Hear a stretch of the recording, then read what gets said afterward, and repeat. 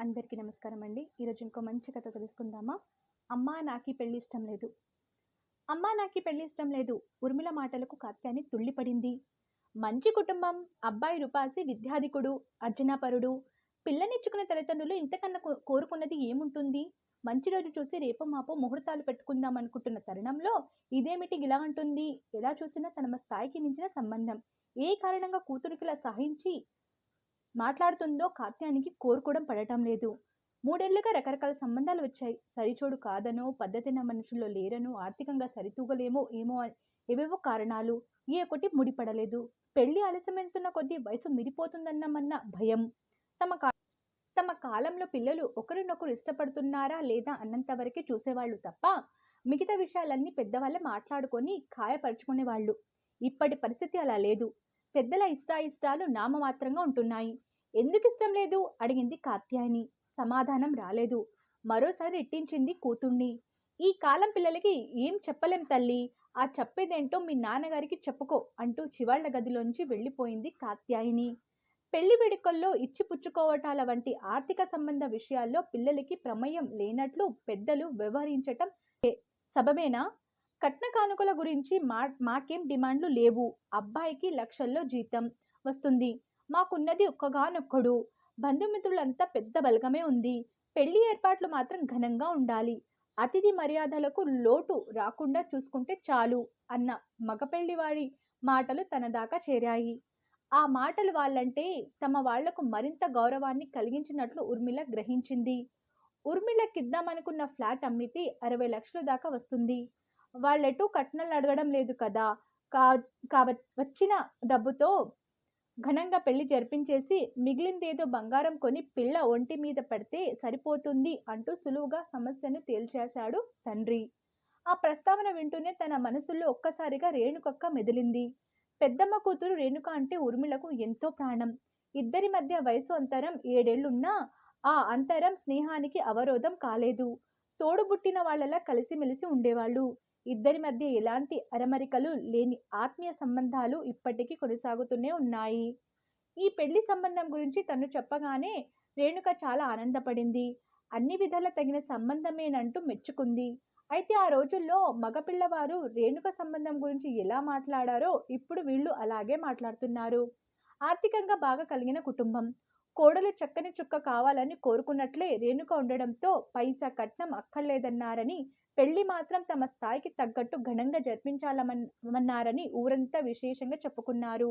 రేణుక ఎంతో అదృష్టవంతురాలని అంతా మురిసిపోయారు. పెద్దనాన్న కూడా పెళ్లి ఖర్చులకు ఏ మాత్రం వెనకాడలేదు.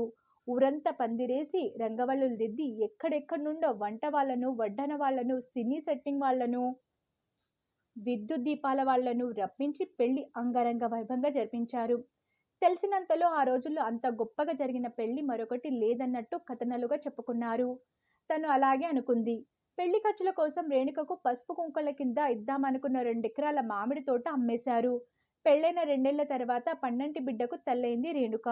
మధ్యలో ఒకసారి బంధువుల పెళ్లిలో కలవటమే. పెళ్లవక ముందంటే పండగనో పేరెంటానో ఏదో వంకతో తాను వెళ్లి 2-3 రోజులుండి సరదాగా గడిపి వస్తుండేది. బారసాలని కబురు చేస్తే తల్లితో కలిసి తను వెళ్ళింది. అమ్మతనం మూర్తిభవించిన రేణుక బొద్దుగా కూడా అనిపించింది. పాలిచ్చే తల్లి పుష్టిగా ఉండాలి కదే అంటూ తన ఆకారానికి తనే నవ్వుతూ కామెంట్ చేసింది.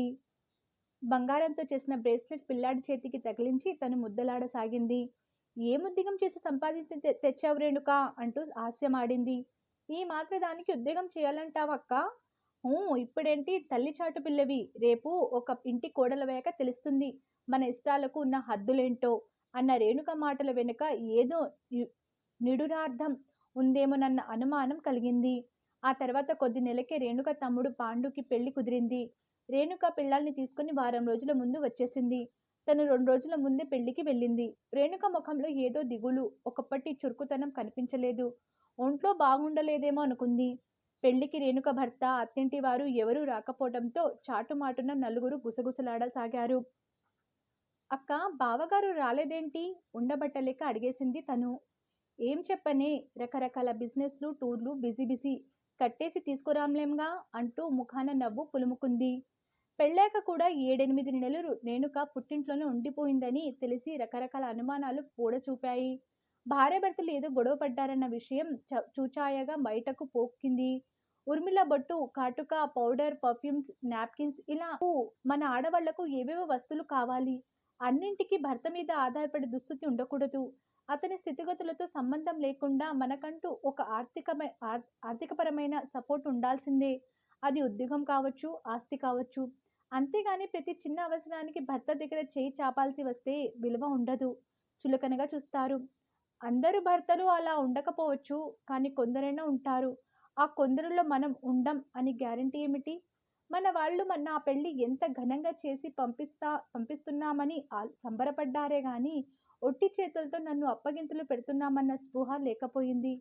రేణుక మాటలన్నింటి బట్టి వాళ్ళ మధ్య మనస్పర్ధాలకు కారణం కొంతవరకు తను గ్రహించగలిగింది. ఎలాంటి సంధి ప్రయత్నాలు జరిగాయో తెలియదు గాని, ఆ తర్వాత కొద్ది రోజులకే రేణుక అత్తగారింటికి వెళ్ళిపోయినట్లు తెలిసి సమస్య పరిష్కారమైందనుకుంది. సంతోషించింది. ఏం లేదురా, పాండు పెళ్ళికి డైమండ్ రింగ్ ప్రెజెంట్ చేస్తానందంట రేణుక. నీ ముచ్చట కోసం నేనెందుకు డబ్బులివ్వాలి? మీ వాళ్ళని అడిగి తీసుకోమంటూ అబ్బాయి నిష్ఠూరమాడారట. దాంతో మీ అక్కకు మనసు నొచ్చుకుంది అంటూ ఒకరోజు పెద్దమ్మ అసలు గొడవకు కారణమేంటో చెప్పేసింది. అయితే రేణుక మనసు కష్టపెట్టుకోవడానికి ఆ ఒక్కటే కారణం కాకపోవచ్చని, అంతకు పూర్వం అలాంటివి మరికొన్ని జరిగి ఉండవచ్చని తను అనుకుంది. ఆ రోజు రేణుక విషయంలో పెద్దనాన్న ఎలా ఆలోచించారో, ఇప్పుడు తన విషయంలో అమ్మానాన్నలు అదే విధంగా ఆలోచిస్తున్నారు. పెళ్లికి ఫంక్షన్ హాల్ అద్దె, డెకరేషన్, ఆహ్వాన పత్రిక, మేళతాళాలు, వీడియోలు, ఫోటోలు, భోజనాలు, రిటర్న్ గిఫ్టులు, పెళ్లికి ముందు నిశ్చితార్థానికి స్టార్ హోటల్లో హాల్ రెంట్, డెకరేషన్, భోజనాలు వగైరా వగైరాలన్నీ కలుపుకుంటే మొత్తం 60 లక్షల దాకా అవుతుందని లెక్కలు వేస్తున్నారు. పెళ్లికి ఇంత హంగు ఆర్భాటాలు అవసరమా? ఏంటమ్మా, ఈ పెళ్లి ఇష్టం లేదన్నావంట? తండ్రి మాటలకు ఊర్మిళ ఆలోచనలు చెదిరిపోయాయి. అవును నాన్న, ముందు నచ్చాడన్నావుగా? అవును, నచ్చాడనే అన్నాను. ఇంతలోనే ఏమైందమ్మా? నువ్వు సరే అన్నా కదా ఖాయం చేసుకుంది. అబ్బాయి నచ్చటం వరకేనా నా ప్రమేయం? ఆ తర్వాత మీరు మాట్లాడుకున్న విషయాల్లో నా ఇష్టాయిష్టాలతో పనిలేదా? ఏ విషయంలోనమ్మా?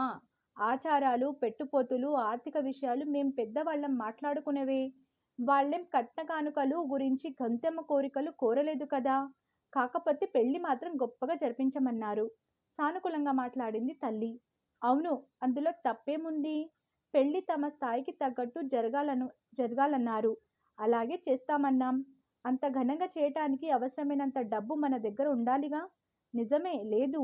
నీ పెళ్లి ఖర్చుల కోసం దాచిపెట్టింది పెళ్లి సింపుల్గా జరిపించడానికి సరిపోతుంది. అందుకనే నీకిద్దామనుకున్న అపార్ట్మెంట్ అమ్మి వచ్చే డబ్బుతో వాళ్ళు అడిగినట్టు ఘనంగా చేద్దామనుకుంటున్నాం. నాకంటూ ఏమీ ఆస్తి ఉండనక్కర్లేదనుకున్నారా? నీకిస్తేనేం, నీ పెళ్లి కోసం ఖర్చు పెడితేనేం? రేపు పెళ్ళాక వాళ్ళకున్న ఆస్తిలన్నీ మీ భార్యాభర్తలుగా అనుభవించాల్సింది. అలాగని నా పేరు చిల్లు గవ్వ ఆస్తి లేకుండా నన్ను బిఖారదాన్ని చేస్తారా? అదే అపార్ట్మెంట్ నాకుంటే దాని మీద నెల వచ్చే అద్దె నా ఆదాయంగా నా అక్కరుకుంటుంది. ప్రతి చిన్న అవసరానికి చేయి చాచి భర్తను అడుక్కోవలసిన పరిస్థితి ఉండదు. మీ అమ్మ నేను నీది నాది అనుకుంటూ ఇంతకాలం బతకలేదమ్మా. వచ్చే ఆదాయానికి తగ్గట్టు ఏ లోటు లేకుండా సర్దుకుంటూ బతికాం. భార్యాభర్తల మధ్య అడుక్కోవడం అన్న భావన సరికాదు. మీ కాలము, మీ అవసరాలు, మీ ఆలోచనలు వేరే నాన్నా.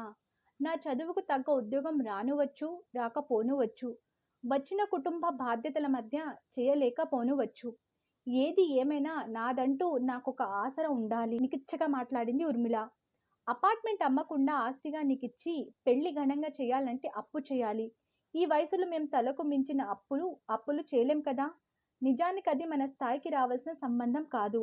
నీ భవిష్యత్తు బాగుండాలనే మా ఆశంతా. కాళ్ళదాకా వచ్చిన అదృష్టాన్ని కాలదన్నుకోవద్దు బతిమలాడుతున్నట్లుగా అన్నాడు తండ్రి. నాన్న, అంతగా మన సంబంధాన్ని ఇష్టపడుతున్న వాళ్ళు మన స్థితిగతులను చూడాలి. అంగరంగ వైభవంగా పెళ్లి జరిపించాలన్న ముచ్చట వాళ్ళది. ఆ ఏర్పాట్లేవో వాళ్ళని చేసుకోమనండి. అదేం మాట? పెళ్లి చేయవలసిన బాధ్యత ఆడపెళ్లి వారిది, తల్లి కలుగజేసుకుంది. అలా అయితే మన స్థాయికి తగ్గట్టు మనం జరిపిస్తాం. అందుకు వాళ్ళు ఇష్టపడాలి. లేదంటే మన స్తోమతకు తగ్గట్టు వాళ్ళే జరిపించుకోవాలి. అంతేకాని మనం పెళ్లి ఎలా జరిపించాలో వాళ్ళు చెబితే ఎలా? ఏది ఏమైనా ఫ్లాట్ అమ్మి పెళ్లి చేయడానికి నేను ఒప్పుకోను. మా తాహతకు మించి ఘనంగా ఏర్పాట్లు చేయలేమని స్పష్టంగా చెప్పేయండి. వాళ్ళు సరే అంటే ముందుకెళ్దాం. లేదంటే మనకు తగ్గ మరో సంబంధం చూసుకుందాం. ఇంతకన్నా తను చెప్పవలసింది లేదన్నట్టు ఊర్మిళ తన గదిలోకి వెళ్ళిపోయింది. కూతురి మాటలకు భార్యాభర్తలిద్దరూ ముఖాముఖాలు చూసుకుంటూ తనువుల్లా నిల్చుండిపోయారు. ఇంత మంచి కథ అందించిన వల్లూరి శివప్రసాద్ గారికి ధన్యవాదాలు తెలుపుకుంటూ, మీకు ఈ కథ నచ్చితే లైక్ చేయండి, షేర్ చేయండి. మరిన్ని మంచి కథల కోసం మన ఛానల్‌ని సబ్స్క్రైబ్ చేసుకోండి. ధన్యవాదములు.